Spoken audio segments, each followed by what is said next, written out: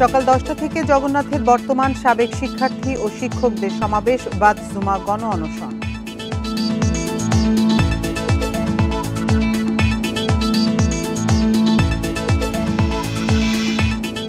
এ সরকারের হাতে সার্বভৌমত্ব নিরাপদ নয়, মন্তব্য মির্জা আব্বাসের। সমাধান দেখছেন নির্বাচিত সরকারে।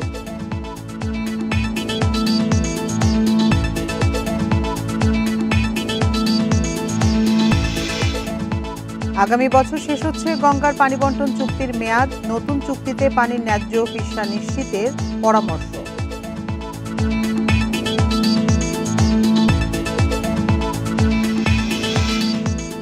কুমিল্লায় নাম সর্বস্ব হাসপাতালের ছড়াছড়ি, সরকারি হাসপাতালের সেবাও দালাল নির্ভর।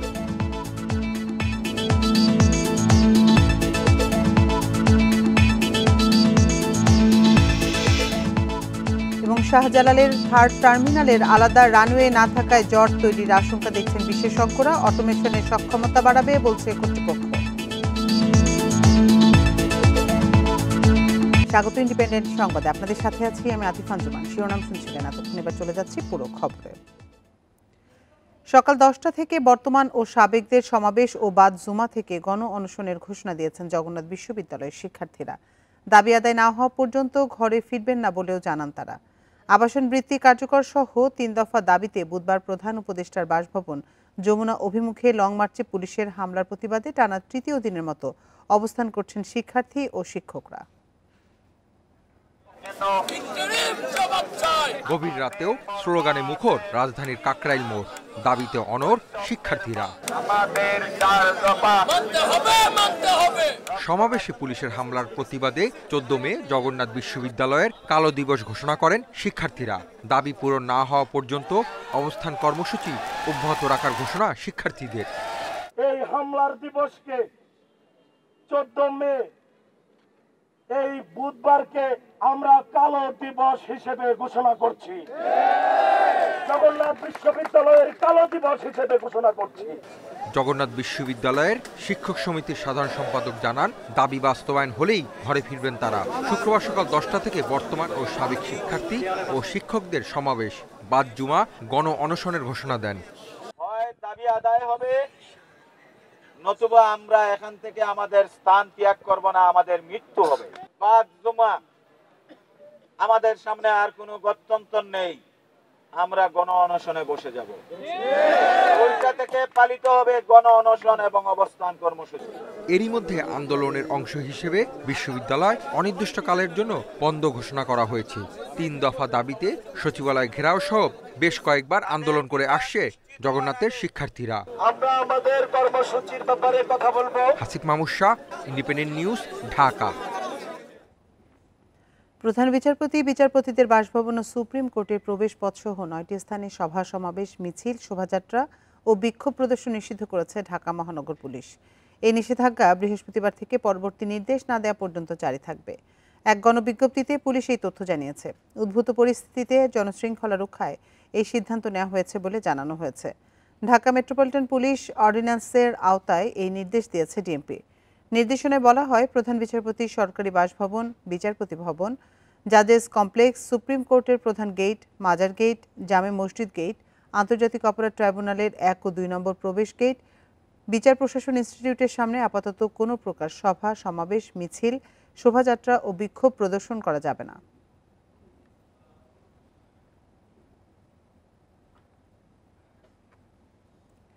ঢাকা বিশ্ববিদ্যালয়ে ছাত্র শাহরিয়ার আলম শাম্য হত্যা রাজনৈতিক কারণে হয়েছে বলে অভিযোগ করেছেন বিএনপির সিনিয়র যুগ্ম মহাসচিব রুহুল কবির রিজভী। জাতীয় প্রেস ক্লাবের সামনে উত্তরাঞ্চল ছাত্র ফোরাম আয়োজিত মানববন্ধনে এ অভিযোগ করেন তিনি। এছাড়া সরকার কোনো বিশেষ দল বা আদর্শকে প্রতিষ্ঠিত করতে চাইলে জনগণ তা মেনে নেবে না বলে জানান রিজভী। তিনি বলেন, যারা মুক্তিযুদ্ধ ও বাংলাদেশের পতাকার পক্ষে কথা বলছে তাদেরই হত্যা করা হচ্ছে। ফ্যাসিবাদ মুক্ত ক্যাম্পাসগুলো যেখানে মুক্ত ও সুন্দর হবার কথা, সেখানে এখন হত্যাকাণ্ড চলছে। জগন্নাথ বিশ্ববিদ্যালয়ে ছাত্রদের আন্দোলন অগ্রাহ্য করে সরকারের দ্বৈত নীতি অবলম্বন করছেন বলেও সমালোচনা করেন তিনি।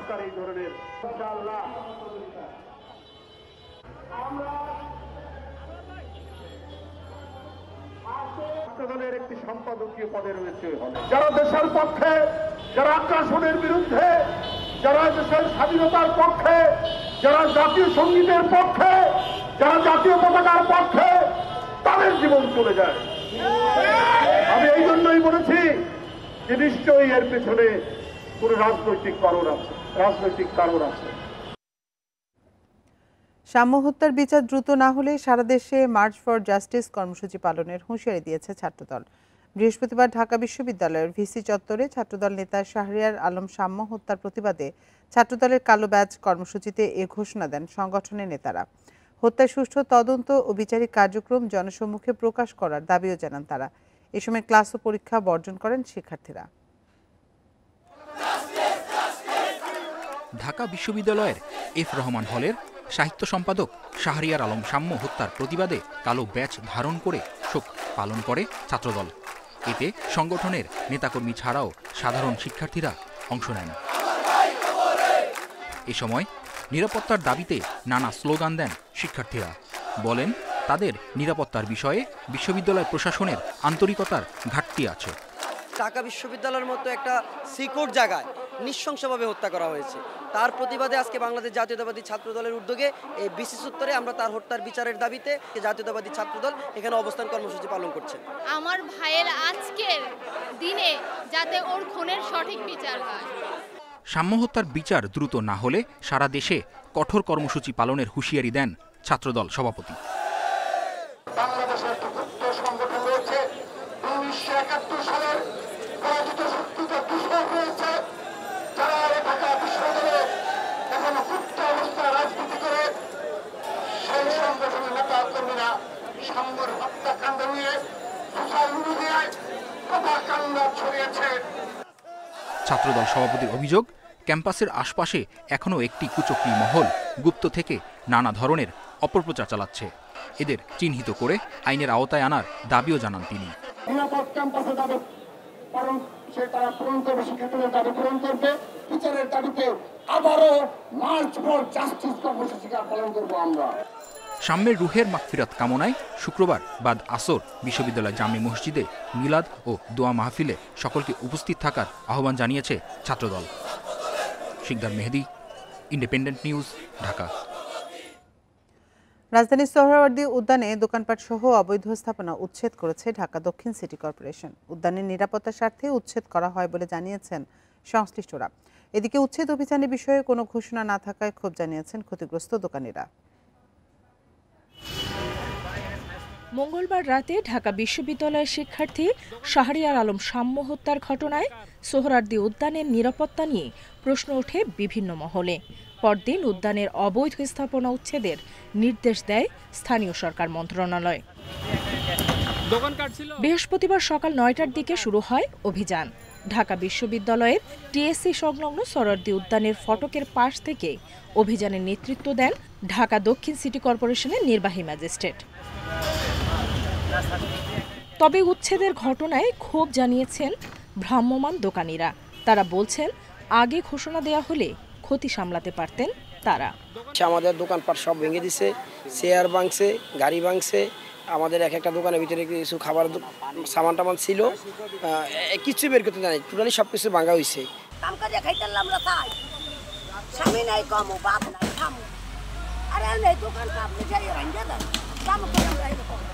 এর আগে বুধবার রাতে ঢাকা বিশ্ববিদ্যালয় প্রশাসন ও সোহরাওয়ার্দী উদ্যান কর্তৃপক্ষের সভা হয়।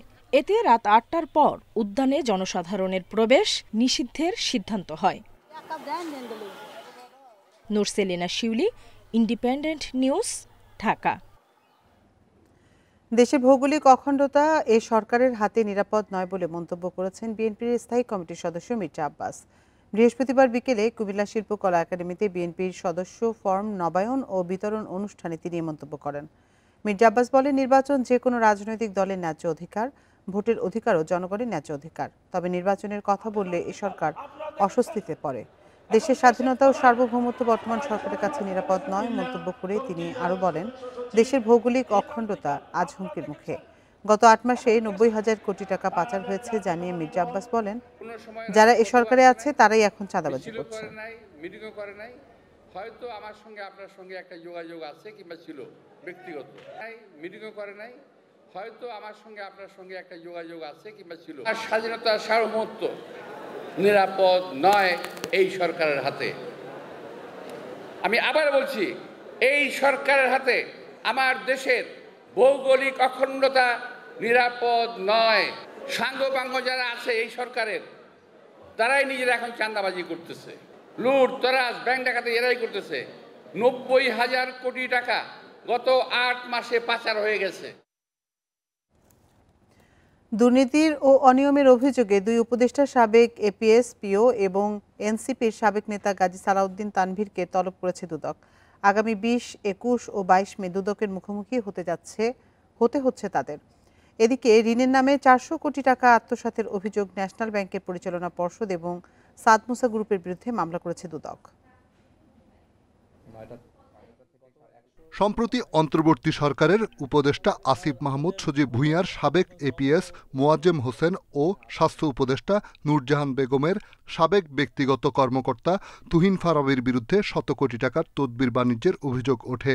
একইভাবে এনসিপি থেকে অব্যাহতি পাওয়া যুগ্ম সদস্য সচিব সালাউদ্দিন তানভীরের বিরুদ্ধেও কমিশন বাণিজ্যের অভিযোগ উঠেছে। এসব অভিযোগ নিয়ে অনুসন্ধানের নামে দুদক গঠন করা হয় 3 সদস্যের কমিটি। এবার অভিযুক্ত 3 জন সহ স্বাস্থ্য উপদেষ্টার আরেক ব্যক্তিগত কর্মকর্তা ডাক্তার মাহমুদুল হাসানকে চলতি মাসে তলব করেছে দুদক। দুর্নীতি দমন কমিশনের উপর আপনারা আস্থা রাখুন। দুর্নীতিগ্রস্ত যে কোনো ব্যক্তি সুনির্দিষ্ট বস্তুনিষ্ঠ যদি কোনো অভিযোগ দাখিল করা হয়, সেগুলির বিষয়ে আইনানুগ ব্যবস্থা গ্রহণ করা হবে। দুর্নীতির অভিযোগে এসব ব্যক্তির বিরুদ্ধে তদন্ত ও তাদের গ্রেপ্তারের দাবি ওঠে। তবে দুদক মহাপরিচালক জানান, কারো চাপে নয়, বরং আইন অনুযায়ী কাজ করবে সংস্থাটি। অনুসন্ধান দল এই অভিযোগ প্রমাণের জন্য সহায়ক যে সমস্ত দালিলিক প্রমাণাদি প্রয়োজন, সেই সব দালিলিক প্রমাণাদি সংগ্রহের জন্য রেকর্ডপত্রের জন্য অধিযাচনপত্র প্রেরণ করেছেন এবং অভিযোগ সংশ্লিষ্ট যারা রয়েছেন তাদেরকেও তাদের বক্তব্য গ্রহণের জন্য ইতিমধ্যে পত্র প্রেরণ করেছেন। এদিকে ঋণের নামে 404 কোটি টাকা আত্মসাতের অভিযোগে ন্যাশনাল ব্যাংকের সাবেক পরিচালনা পর্ষদের সদস্য পারভিন হক শিকদার, রণহক শিকদার সহ 16 জনের বিরুদ্ধে মামলা করেছে দুদক। রিশাদ হুদা, ইন্ডিপেন্ডেন্ট নিউজ, ঢাকা। ঢাকার আশুলিয়ায় এনসিপি শ্রমিক উইং ও বৈষম্য বিরোধী আন্দোলনের নেতাদের উপর হামলার অভিযোগ উঠেছে সীসা কারখানার শ্রমিকদের বিরুদ্ধে। এতে আহত হয়েছেন 8 জন। বুধবার মধ্যরাতে শিমুলিয়ার রাঙামাটি এলাকায় ঘটনা ঘটে।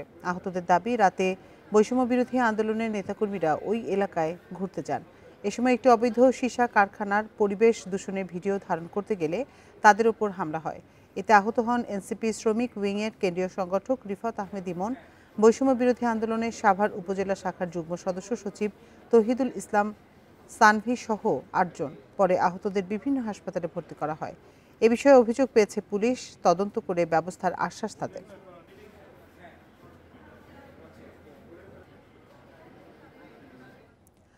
পাবনার আটঘরিয়ায় কলেজের কমিটি গঠন নিয়ে বিএনপি ও জামায়াতের কর্মীদের সংঘর্ষে 5 জন আহত হয়েছেন। এর জেরে দুদলেরই স্থানীয় অফিস ও 23টি মোটরসাইকেল ভাঙচুর করা হয়।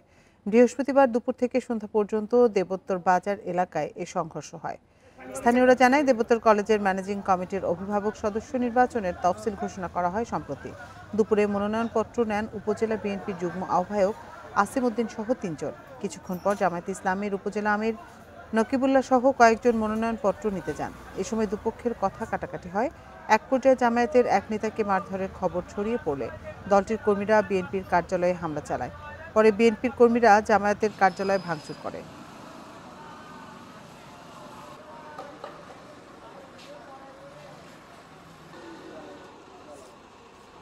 চট্টগ্রাম কালুরঘাট সেতুর নাম ছাড়া ভিত্তিপ্রস্তর স্থাপন করায় প্রশংসা ভাসছেন প্রধান উপদেষ্টা অধ্যাপক ডক্টর মোহাম্মদ ইউনূস। অনেকে বলেছেন, এমন নজির বাংলাদেশের ইতিহাসে এটাই প্রথম। ব্যক্তিগত স্বীকৃতির চেয়ে জনগণের কল্যাণকে প্রাধান্য দেয় বিষয়টিকে ইতিবাচক হিসেবে দেখছেন বিশিষ্টজনরা। বলছেন, বিষয়গুলোই দেশের মানুষ মনে রাখবে। 2 দশক ধরে জরাজীর্ণ চট্টগ্রামের কর্ণফুলী নদীর উপর থাকা কালুরঘাট সেতু ঝুঁকি নিয়ে যাতায়াত করতে হতো ট্রেনসহ নানা যানবাহনকে। অবশেষে বুধবার নতুন সেতুর ভিত্তিপ্রস্তর উদ্বোধন করেন প্রধান উপদেষ্টা অধ্যাপক ডক্টর মোহাম্মদ ইউনূস। অতীতে সব প্রকল্পের উদ্বোধন ঢাকঢোল পিটিয়ে ব্যক্তির নামে করা হতো। তবে 700 মিটার দীর্ঘ এই সেতুর উন্মোচিত ফলকে নেই প্রধান উপদেষ্টার নাম। এতে সামাজিক মাধ্যমে প্রশংসা কুড়াচ্ছেন প্রধান উপদেষ্টা। আমাদের জনগণের টাকায় যে সব প্রকল্প হবে এগুলো আসলে কোনো ব্যক্তি বা কারোকে ওইখানে হাইলাইট করার কোনো কিছু নেই। আমি আশা করব ভবিষ্যতে যারাই ক্ষমতা আসুক, যারাই রাষ্ট্রপ্রধান হোক, এই জাতীয় প্রকল্প উদ্বোধনের ক্ষেত্রে ওরা ওদের নাম দিয়ে নিচু মন মানসিকতার পরিচয় দিবেন না। রেল কর্তৃপক্ষ জানায় ভিত্তিপ্রস্তর উদ্বোধন ফলকে প্রধান উপদেষ্টার নাম দিয়েই তৈরি করা হয়েছিল। তবে তার দপ্তর থেকে জানানো হয় ফলকে যেন কারো নাম না থাকে। কাগজে লিখে পাঠিয়েছিলাম, তো সেখানে স্যারের অফিস থেকে ইনস্ট্রাকশন দেওয়া হয়েছে যে স্যার নামটা ব্যবহার করতে চাচ্ছেন না। পরবর্তীতে আমরা ফাইনাল ফলক তৈরি করার সময় স্যারের নাম ছাড়া এইভাবেই তৈরি করছি। সুশীল সমাজের প্রতিনিধিরা বলছেন, আগে উদ্বোধন ফলকে নাম দেওয়ার যে সংস্কৃতি ছিল সেখান থেকে বের হয়ে আসার নীরব প্রতিবাদ এটি। কার্যকরভাবে এই সেতুটি নির্মাণটি শুরু হয় এবং সমাপ্ত হয়, জনভোগান্তির শেষ হয় এবং জনগণের আকাঙ্ক্ষা পূরণ হয়, তাহলে ফলকও লাগবে না, কিছুই লাগবে না। 2024 সালে একনেকে অনুমোদন পাওয়া প্রকল্পটির পরামর্শক নিয়োগে দরপত্র আহ্বান করা হয়েছে। 2030 সালের মধ্যে নির্মাণ কাজ শেষ করতে চায় রেল কর্তৃপক্ষ। আলমগীর সবুজ, ইন্ডিপেন্ডেন্ট নিউজ, চট্টগ্রাম। 266 সাংবাদিকের বিরুদ্ধে হত্যা মামলার তদন্ত চললেও কাউকেই গ্রেপ্তার করা হয়নি। একথা জানিয়ে প্রধান উপদেষ্টার প্রেস সচিব শফিকুল আলম বলেছেন, সরকার মুক্ত সাংবাদিকতায় বিশ্বাস করে বলেই কিছু অ্যাক্রিডিটেশন কার্ড বাতিলের বিষয়টি পুনর্বিবেচনা করা হচ্ছে। বৃহস্পতিবার জাতীয় প্রেস ক্লাবে এক আলোচনা সভায় এসব কথা বলেন তিনি। জাতীয় প্রেস ক্লাবে ফ্যাসিবাদ মুক্ত গণমাধ্যম চাই সংগঠনের গণ অভ্যুত্থান পরবর্তী গণমাধ্যমের হালচাল শীর্ষকেই আলোচনা সভা। বক্তারা বলেন, নতুন বাংলাদেশে গণমাধ্যমের স্বাধীনতা নিশ্চিত করতে শুধু সরকারের সদিচ্ছাই যথেষ্ট নয়, প্রয়োজন সাংবাদিকদের পেশাগত নৈতিকতাও। কখনো রবীন্দ্রনাথের পক্ষ নেওয়ার নামে, কখনো মুক্তিযুদ্ধের পক্ষ নেওয়ার নামে তাদের সারিতে তাদের দাঁড়াবার সুযোগ করে দিচ্ছে। 3 ভালো লোকের সঙ্গে একজন ফ্যাসিস্ট সাংবাদিক বা বুদ্ধিজীবী এসে দাঁড়াচ্ছে। গণমাধ্যমের যে 17 বছর যে দোষর, যারা নিজেদেরকে সাংবাদিক পরিচয় না দিয়ে তারা অনেকটা মিডিয়া লিগ পরিচয় দিতেন।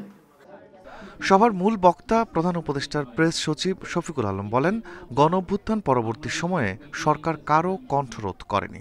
গত 9 মাসে কোনো গণমাধ্যম বন্ধ হয়নি, বরং গণমাধ্যমের পরিসর বেড়েছে, তৈরি হয়েছে সহনশীলতার পরিবেশ। একটা নিউজ আউটলেট বন্ধ করেনি, বরঞ্চ 2-1টা নিউজ আউটলেটের আপনার অনলাইনে অ্যাক্সেস পাওয়া যেত না, আমরা সেগুলোকে ওপেন করে দিয়েছি। আপনার নেত্র দেখেন। 266 সাংবাদিকের বিরুদ্ধে হত্যা মামলার তদন্ত চলছে জানিয়ে তিনি বলেন, এসব মামলায় কাউকে এখনও গ্রেপ্তার করা হয়নি। এছাড়া অ্যাক্রিডিটেশন কার্ড বাতিলের বিষয়টিও পুনর্বিবেচনা করা হচ্ছে। 266 জন জার্নালিস্টের এগেইনস্টে মার্ডার কেস হয়েছে, ডেইলি স্টারের একটা রিপোর্ট এসছে। কিন্তু আমাদের কথা হচ্ছে যে এই যে 266 জন যে মার্ডার কেস হয়েছে, কারা কারা করলেন? এটা কি গভর্নমেন্ট করিয়েছে? দেখেন, ব্লেমটা কিন্তু আমাদের দিকে আসে যে না, আমরা আপনারা করেন নাই ঠিকই, কিন্তু আপনারা তো অ্যাকশনই নিতে পারেন। শফিকুল আলম বলেন, অতীতে অনেক গণমাধ্যম ফ্যাসিবাদকে সহায়তা করলেও বর্তমান সরকার তাদের প্রতি প্রতিহিংসা দেখায়নি। Rifat Alam, independent news, Dhaka. 2024 সালে মালয়েশিয়া যেতে না পারা 17,000 কর্মীর মধ্যে শিগগির 7,926 জনকে নেবে দেশটি। একথা জানিয়েছেন প্রবাসী কল্যাণ উপদেষ্টা আসিফ নজরুল। আগামী কয়েক মাসে 1.5 লাখের মতো বিদেশি শ্রমিক নেবে মালয়েশিয়া। সেখানে বাংলাদেশিদের বেশি সুযোগ দেওয়ার অনুরোধ করেছে সরকার। এছাড়া অবৈধ হয়ে যাওয়া কর্মীদের বৈধতা দেয়া নিয়েও আলোচনা হয়েছে। 1 বছরের বেশি সময় মালয়েশিয়ায় শ্রমবাজার বন্ধ। এটি ফের চালু নিয়ে আলোচনা করতে গত মঙ্গলবার মালয়েশিয়ায় যায় প্রবাসী কল্যাণ উপদেষ্টার নেতৃত্বে 3 সদস্যের দল। বৃহস্পতিবার মালয়েশিয়ার স্বরাষ্ট্র, মানব সম্পদ ও বাণিজ্য মন্ত্রীর সঙ্গে বৈঠক করেন উপদেষ্টা আসিফ নজরুল। পরে ফেসবুকে এক ভিডিওতে তিনি জানান, বাংলাদেশি কর্মীদের মাল্টিপল ভিসা দিতে দ্রুত পদক্ষেপের আশ্বাস দিয়েছে মালয়েশিয়া। এছাড়া 2024 সালে সিন্ডিকেট বাণিজ্যের কারণে যেতে না পারা প্রায় 8,000 কর্মীকে শিগগির নেয়ার কথাও জানিয়েছেন তারা। একটা নাম্বার ছিল 17,000-এর মতো। তো এটার ভিত্তিতে আমরা অনেক আলোচনা করেছি, তো তারা বলেছে তারা ব্যাচ ওয়াইজ নিবে। তো প্রথম ব্যাচ হিসাবে 7,926 জনের তালিকা ওনারা চূড়ান্ত করেছেন এবং এটা খুব অল্প সময়ের মধ্যে ওনাদেরকে মালয়েশিয়াতে কাজ করার সুযোগ দেওয়া যাবে। উপদেষ্টা জানান, আগামী কয়েক মাসে 1 থেকে 1.5 লাখ বিদেশি শ্রমিক নিতে পারে মালয়েশিয়া। এক্ষেত্রে বেশি সুযোগ দেওয়ার অনুরোধ জানিয়েছে বাংলাদেশ। এছাড়া অবৈধ হয়ে যাওয়া কর্মীদের বৈধতার বিষয় নিয়েও আলোচনা হয়েছে। আগামী কয়েক মাসে মালয়েশিয়া 1 থেকে 1.5 লক্ষ বিদেশি শ্রমিক নিতে পারে। তো আমাদেরকে মালয়েশিয়ার যে ইন্টেরিয়র হিউম্যান রিসোর্স মিনিস্টার আছে উনি আশ্বস্ত করেছেন লোক দেওয়ার ক্ষেত্রে বাংলাদেশকে সর্বোচ্চ অগ্রাধিকার দেওয়া হবে। কর্মী পাঠাতে দুই দেশের সমঝোতা অনুসারে এজেন্সি বাছাইয়ের দায়িত্ব মালয়েশিয়া সরকারের। এই সমঝোতা স্মারক কিছুটা সংশোধনের প্রস্তাব দেবে বাংলাদেশ। 21 মে ঢাকায় যৌথ ওয়ার্কিং কমিটির বৈঠকে সেটি চূড়ান্ত হওয়ার আশা। সুলতানা জাহান মিতু, ইন্ডিপেন্ডেন্ট নিউজ, ঢাকা। পদ্মার উজানে ভারত নির্মিত ফারাক্কা বাঁধের প্রভাবে ভয়াবহ ক্ষতির মুখে রাজশাহী অঞ্চলের মানুষ। পানি প্রবাহ কমে যাওয়ায় প্রমত্তা পদ্মার বুকে এখন বিস্তীর্ণ চরাঞ্চল, বিপন্ন প্রায় এর জীববৈচিত্র্য ও জলজ প্রাণী। আগামী বছর শেষ হচ্ছে দুদেশের মধ্যকার চুক্তির মেয়াদ। নতুন চুক্তিতে পানির ন্যায্য হিস্যা নিশ্চিত করতে সরকারের দৃঢ় অবস্থানের পরামর্শ দিয়েছেন বিশেষজ্ঞরা। যতদিন নিজস্ব ধারায় চলতে পেরেছে পদ্মা, ততদিনই এর রূপ ছিল প্রমত্তা। কিন্তু 1975 সালে ভারত ফারাক্কা বাঁধ নির্মাণের পর থেকে রুগ্ন হতে শুরু করে এই নদী। রাজশাহী অঞ্চলের উপর দিয়ে বয়ে চলা পদ্মায় এখন দেখা মিলে ধুধু বালুচর। এর মাঝেই খুঁজতে হয় নদীকে, অথচ একসময় এ নদীর গর্জন শোনা যেত অনেক দূর থেকে। তখন তো নদীতে স্রোতই নাই, ওরকম গর্জন, ওরকম ঢেউ এমন তো নাই। এখন মাছের সংখ্যা বাড়ানোই নাই, আছে এরকম। রাজশাহীতে পদ্মার পানি প্রবাহের বিপজ্জনক উচ্চতা 18.05 মিটার। 2010 সালে যা সর্বোচ্চ 19.47 মিটারে ওঠে। গত 12 মে এই উচ্চতা অস্বাভাবিকভাবে নেমে দাঁড়ায় 6.95 মিটারে। ভরা বর্ষাতেও আগের মতো পানির প্রবাহ থাকে না এই নদীতে। বিভিন্ন আপনার শাখা নদী অনেকগুলো আপনার অলরেডি মারা গেছে, যেগুলো আমাদের হলো এক সময় প্রবাহ থাকতো এবং সেটা আপনাদের আর্থসামাজিক অবস্থা কৃষির উপর একটা বড় রোল প্লে করতো। সাস্টেনেবল চুক্তি করা প্রয়োজন, যেটার ফলে আমরা ভবিষ্যতে আমাদের পদ্মা নদীর ফ্লোটাকে আপনার স্বাভাবিক রাখতে পারবো। বাংলাদেশ ভারতের মধ্যে যে পানি চুক্তি রয়েছে তা দেশের জন্য মঙ্গলজনক নয়। পানির ন্যায্য অধিকার নিশ্চিত করতে হলে নিজেদের শক্ত অবস্থান জরুরি বলে মনে করেন নদী গবেষকরা। জয়েন্ট রিভার কমিশনে তারা অনীহা প্রকাশ করে বারবার, কিন্তু না, আমাদের স্বাধীন পররাষ্ট্র নীতি, স্বাধীন একটা দেশ, আমাদের সঙ্গে চুক্তি আছে, তোমার ঘন ঘন বসতে হবে এবং এ ব্যাপারে সঠিক জবাবদিহিতা দরকার। আলোচনার মাধ্যমে নতুন চুক্তিতে নিজেদের অধিকার প্রতিষ্ঠা করা না গেলে আগামীতে এই সংকট আরও জটিল হবে বলে মনে করেন বিশিষ্টজনরা। Ahsan Habib, Apu, Independent News, Rajshahi. ভুল চিকিৎসায় পা হারালো এসএসসি পরীক্ষার্থী। মৃত্যুর কোলে ঢলে পড়ছেন প্রসূতি মায়েরা। চিকিৎসক না হয়েও বেসরকারি হাসপাতালে রোগীদের জিম্মি করে আদায় করছেন টাকা। এই চিত্র কুমিল্লা জেলার স্বাস্থ্যসেবার। সেখানে ব্যাঙের ছাতার মতো গজিয়ে উঠেছে নাম সর্বস্ব হাসপাতাল। সরকারি হাসপাতালের সেবাও হয়ে গেছে সম্পূর্ণ দালাল নির্ভর। ঢাকা থেকে 100 কিলোমিটার দূরে কুমিল্লা। প্রবাসী আয়ে আমূল বদলেছে জেলার অর্থনীতি, কিন্তু এখনো অন্ধকারে রয়ে গেছে এখানকার স্বাস্থ্যসেবা। আমার মেয়ের শেষ করলো রে। দেবিদ্বার উপজেলায় যুক্তগ্রামে প্রসূতি মুক্তা সরকারের মৃত্যুর খবরে আহাজারিতে ভারী পুরো গ্রাম। এদিন হয়েছে ডাক্তার কামরুন রানীর জন্য। সে দেবিদ্বারের এমন ওর দ্বারা অনেক ক্ষতিগ্রস্ত হয়েছে, ফ্যামিলি অনেক ক্ষতিগ্রস্ত হয়েছে। আমি চাই এই ডাক্তার কামরুন নাহার এই দেবিদ্বার থেকে বিদায় হোক। মুক্তার সিজার হয় দেবিদ্বার স্কয়ার হাসপাতালে, তবে তাই নিতে চায় না হাসপাতালটি। আমরা যে রোগীদেরকে স্টেটমেন্ট করি, চিকিৎসা করি, এই চিকিৎসার দায়ভার তো আমরা নেই না, নেয় কে? তার ডাক্তার। নাজমুলের পা হারানোর ক্ষেত্রেও ভুল চিকিৎসার অভিযোগ। এজন্য এবারের এসএসসি পরীক্ষা দিতে পারেননি তিনি। প্লাস্টারটা যেভাবে করছে এখানে রক্ত চলাচল অফ হয়ে গেছে। ডাক্তারে ভুল ট্রিটমেন্ট করছে, এর জন্য পাটা এরকম হয়ে গেছে। এক একটি উপজেলায় অর্ধশতের বেশি হাসপাতাল, ক্লিনিক, অধিকাংশই স্বাস্থ্য অধিদপ্তরের নিয়ম মানে না। নরমাল ডেলিভারির প্রতিশ্রুতি দিয়ে করা হয় সিজার। এটা হচ্ছে গৌরীপুরে একমাত্র নর্মাল ডেলিভারি প্রতিষ্ঠান। নর্মালিভাবে ডেট দিছিল 21 তারিখ, তো যেহেতু নর্মালে হবে না, তো এই জন্য সিজার করতেছিল। এমন পরিস্থিতি যে শুধুই বেসরকারি হাসপাতাল তা নয়, কুমিল্লা মেডিকেল কলেজ হাসপাতালের চিত্র আরও ভয়াবহ। দালালরা রোগী ভাগিয়ে নিচ্ছে অন্য হাসপাতালে, অ্যাম্বুলেন্স চালকরা নিয়ন্ত্রণ নেয় হাসপাতালের। আমি ডাক্তারের সাথে কথা বলতে আসছি, হ্যাঁ আমার সাথে দালালি শুরু করছে। হাসপাতালের নানা অভিযোগ নিয়ে জানতে চাইলে জনবল সংকটের অজুহাত দেন পরিচালক। টানাপোড়েনের মধ্যেই আমরা আছি, এটা নিয়ে চলতেছি। আর যেটি কথা হচ্ছে যে জনগণকে সচেতন হতে হবে। আপনি তো একটা হসপিটালে ভর্তি হলেন, এখানে একটা সিস্টেম আছে, এখানকার ম্যান পাওয়ার আছে, আপনি তো আদেশ পাওয়ান্ন হন। দরকার হলে আপনি ডাইরেক্টর সাহেবকে ফোন করেন যে আমার রোগী ভাগায় নিয়ে চলে যাচ্ছে। এদিকে সিভিল সার্জন দাবি করেছেন অভিযোগ পেলেই ব্যবস্থা নেওয়া হয়। চেষ্টা করে যাচ্ছি, আমরা কন্টিনিউয়াস সুপারভিশনে রাখতেছি, তারপরেও কিছকিছু ঘটছে এবং ঘটলেই আমরা সাথে সাথে অ্যাকশন নিচ্ছি। কুমিল্লা জেলায় বর্তমানে 570টির বেশি বেসরকারি হাসপাতাল ক্লিনিক রয়েছে, এর মধ্যে 160টিরই লাইসেন্স নেই। সাদাত রহমতুল্লাহ, ইন্ডিপেন্ডেন্ট টেলিভিশন, কুমিল্লা। কুমিল্লার স্বাস্থ্যসেবা নিয়ে আজ রাত 9:30টায় বিস্তারিত থাকছে ইন্ডিপেন্ডেন্ট টেলিভিশনের অনুসন্ধানমূলক অনুষ্ঠান তালাশে। এবার চলে যাচ্ছি অন্যান্য খবরে। শাহজালাল বিমানবন্দরে 3rd টার্মিনালের আলাদা রানওয়ে না থাকায় উড়োজাহাজ চলাচলে জট তৈরির সংখ্যা দেখা দিবে বলে মন্তব্য করেছেন এভিয়েশন বিশেষজ্ঞরা। তারা বলছেন থাকা উচিত ছিল প্যারালাল রানওয়ে। এদিকে সিভিল এভিয়েশন বলছে অটোমেশন হচ্ছে এই বিমানবন্দর, পুরোপুরি চালু হলে সক্ষমতা আরও বাড়বে, পরিচালনা করা যাবে অনেক বেশি ফ্লাইট। বিমানবন্দরের 3rd টার্মিনাল আকাশপথে যোগাযোগের নতুন যুগের সূচনা করবে এমন প্রতিশ্রুতি দিয়েছিল বিগত সরকার। তবে চালুর আগেই নির্মাণ খরচ, সক্ষমতা ও কার্যকারিতা নিয়ে উঠেছে প্রশ্ন। বর্তমানে শাহজালালে দিনে অন্তত 30টিরও বেশি সংস্থার 190টি আন্তর্জাতিক ফ্লাইট পরিচালনা করা হচ্ছে। 3rd টার্মিনাল চালু হলে তা বেড়ে প্রায় দ্বিগুণ হতে পারে। এভিয়েশন বিশেষজ্ঞরা বলছেন বর্তমানে একটি রানওয়েতে উড়োজাহাজ ওঠানামায় 10 থেকে 25 মিনিট পর্যন্ত অপেক্ষা করতে হয়। সেখানে আরেকটি রানওয়ে তৈরি না করে সেবা বাড়ানোর চিন্তা অযৌক্তিক। শুরুতে যে প্যারালাল রানওয়ের কনসেপ্টটা ছিল সেটা থাকা উচিত ছিল, মাস্ট। বর্তমান যুগে এই ধরনের একটা যেখানে এক্সপেক্ট করা যাচ্ছে 20 থেকে 30 মিলিয়ন প্যাসেঞ্জার অ্যানুয়ালি করবে, সেখানে সিঙ্গেল রানওয়ে দিয়ে ইম্পসিবল।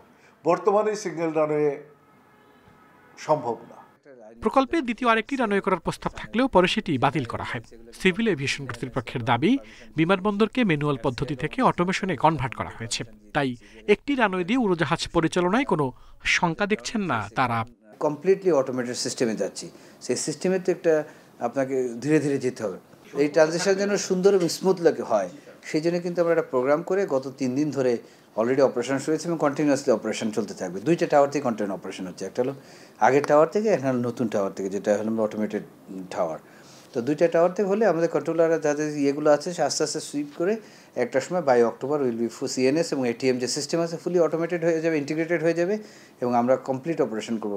3rd টার্মিনালের প্রায় 100% কাজ শেষ, চলছে সর্বশেষ কিছু সরঞ্জাম বসানো এবং ভিআইপি অংশের ভেতরের অল্প কিছু কাজ।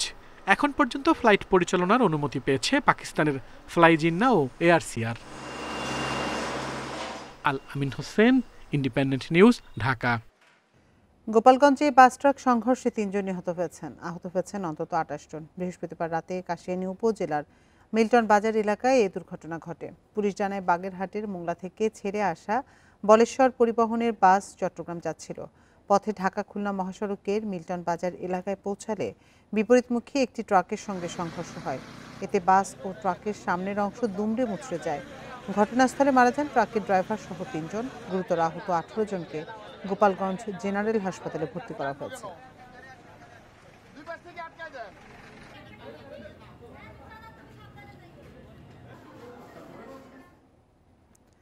কুড়িগ্রামে জমি নিয়ে বিরোধে প্রতিপক্ষকে ফাঁসাতে নিজের মেয়েকে হত্যার অভিযোগ উঠেছে বাবার বিরুদ্ধে। এ ঘটনায় বাবা জাহিদুর ইসলাম সহ 3 জনকে গ্রেপ্তার করেছে পুলিশ।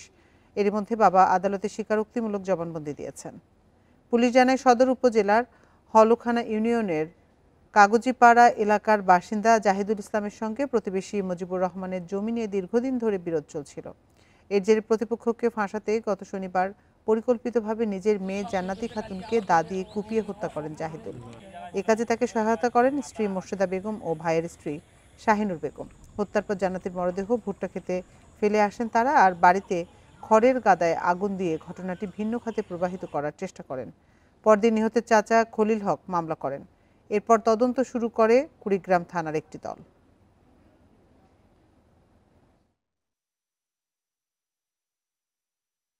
জিজ্ঞাসাবাদের এক পর্যায়ে তার বড় চাচি শাহিনুর বেগম আমাদের কাছে স্বীকার করে যে সে নিজে তার জান্নাতীর পিতা জাহিদুল ইসলাম এবং জান্নাতীর মা মোর্শেদা বেগম অত্র হত্যাকাণ্ডে জড়িত।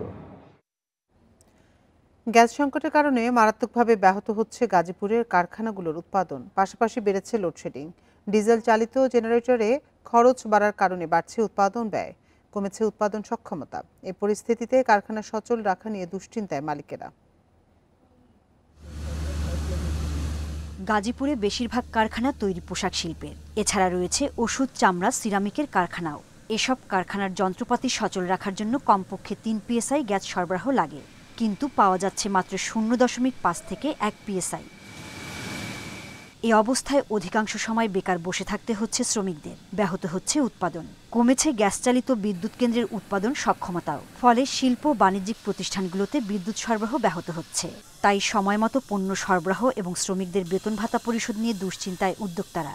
আমরা আমাদের যে অর্ডারগুলি আছে সময় মতো সেগুলি ডেলিভারি করতে পারছি না। তো গভর্নমেন্ট যদি আমাদেরকে সোলার সিস্টেমের জন্য যদি একটু সহযোগিতা করতো।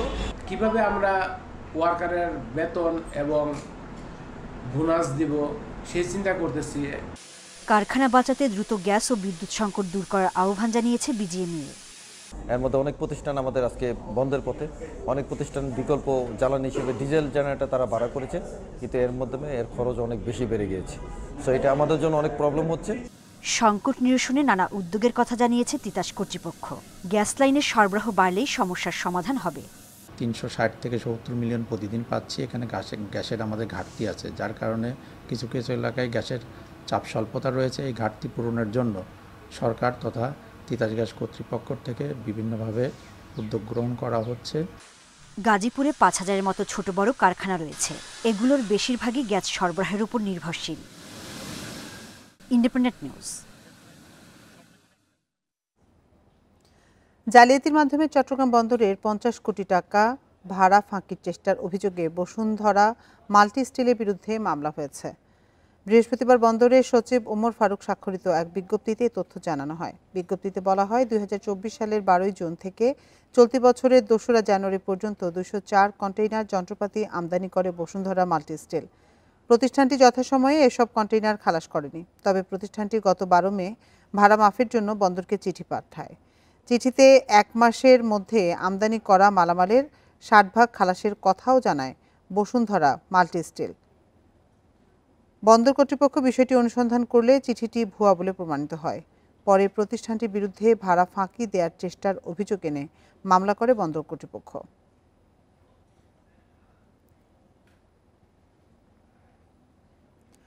মোবাইল অপারেটররা ইন্টারনেটের দাম না কমালে সরকার কঠোর হবে বলে জানিয়েছেন প্রধান উপদেষ্টা টেলিযোগাযোগ ও তথ্য প্রযুক্তি মন্ত্রণালয় সংক্রান্ত বিশেষ সহকারী ফয়েজ আহমদ তৈয়ব।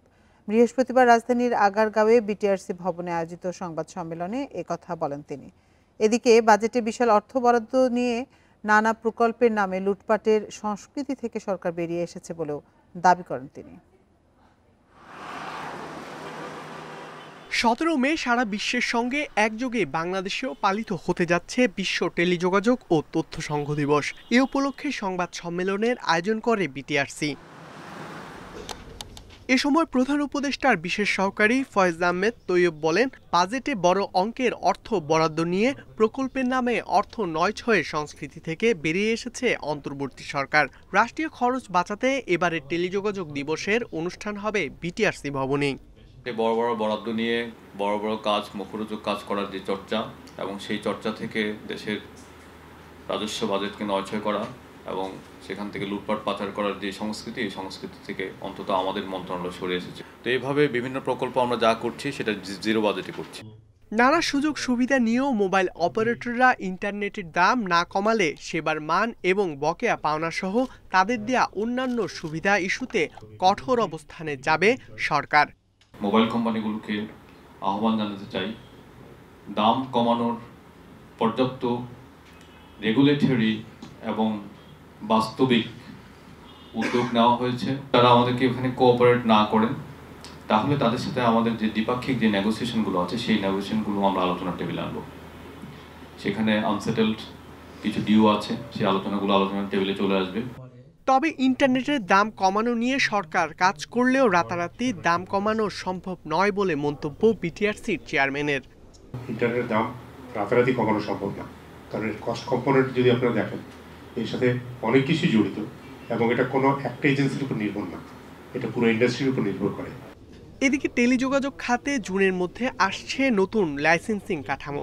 রাজনৈতিক প্রভাবে আর কোনো লাইসেন্স মিলবে না বলেও জানান প্রধান উপদেষ্টার বিশেষ সহকারী। ইকরামুল কবির, ইন্ডিপেন্ডেন্ট নিউজ, ঢাকা। আগে যেমনটি জানিয়েছি, গ্যাস সংকটের কারণে মারাত্মকভাবে ব্যাহত হচ্ছে গাজীপুরের কারখানাগুলোর উৎপাদন। এ নিয়ে বিস্তারিত জানাতে গাজীপুর থেকে আমাদের সাথে যোগ দিচ্ছেন সহকর্মী আবুল হাসান। আবুল হাসান, গ্যাস সংকট নিরসনে উদ্যোগের কথা জানিয়েছে তিতাস, কবে নাগাদ সমস্যা সমাধানের আশ্বাস মিলেছে?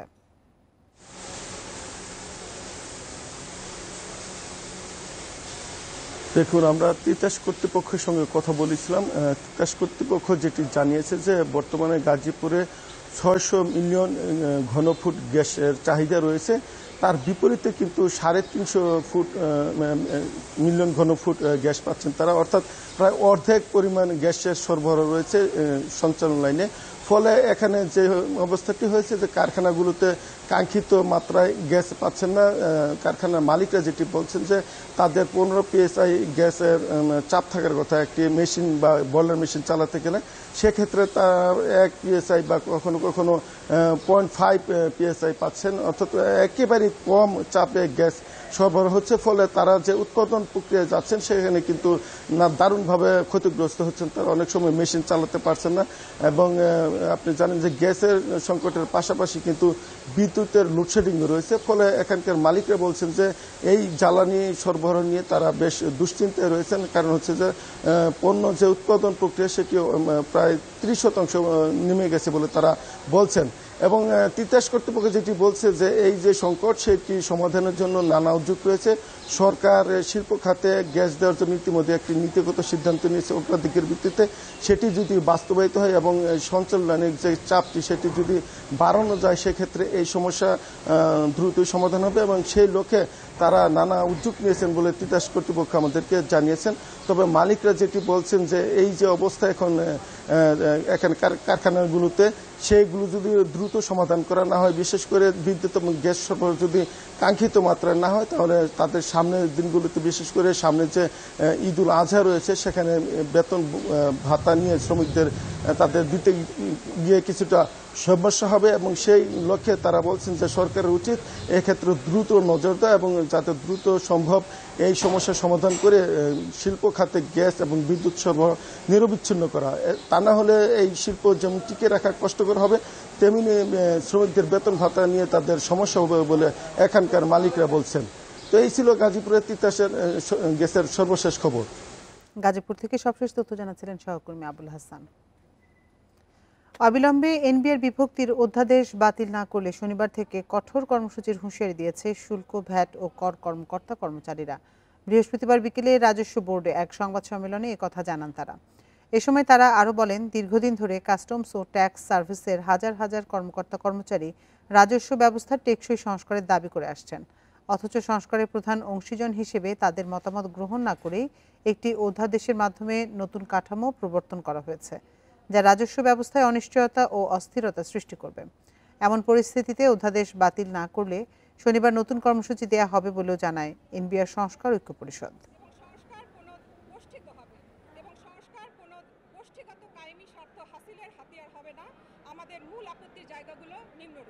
17 মে শনিবার সকাল 10টা থেকে 3টা পর্যন্ত একইভাবে এই কলম বিরতি চলমান থাকবে।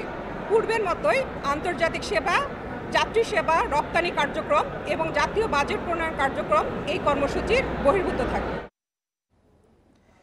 ইউক্যালিপটাস এবং আকাশমণি গাছের চারা উৎপাদন, বিক্রি ও রোপণ নিষিদ্ধ করেছে সরকার। পরিবেশ, প্রতিবেশ ও জীববৈচিত্র্য রক্ষায় এই সিদ্ধান্ত। বৃহস্পতিবার পরিবেশ ও বন মন্ত্রণালয়ের প্রজ্ঞাপনে এই নিষেধাজ্ঞা জারি করা হয়। ইউক্যালিপটাস প্রজাতির গাছ মাটি থেকে অতিরিক্ত পানি শোষণ করে, এতে মাটির আর্দ্রতা কমে যায়। শুষ্ক বা মৌসুমী জলবায়ু অঞ্চলে এটি মারাত্মক ক্ষতির কারণ হয়। এই গাছের পাতায় থাকা বিষাক্ত পদার্থ মাটিতে ছড়ানোর কারণে উর্বরতা নষ্ট হয়। বনায়নের ক্ষেত্রে নিষিদ্ধ 2 প্রজাতির গাছের বদলে দেশীয় ফলজ, বনজ বা ঔষধি গাছের চারা রোপণের পরামর্শ দেওয়া হয়েছে।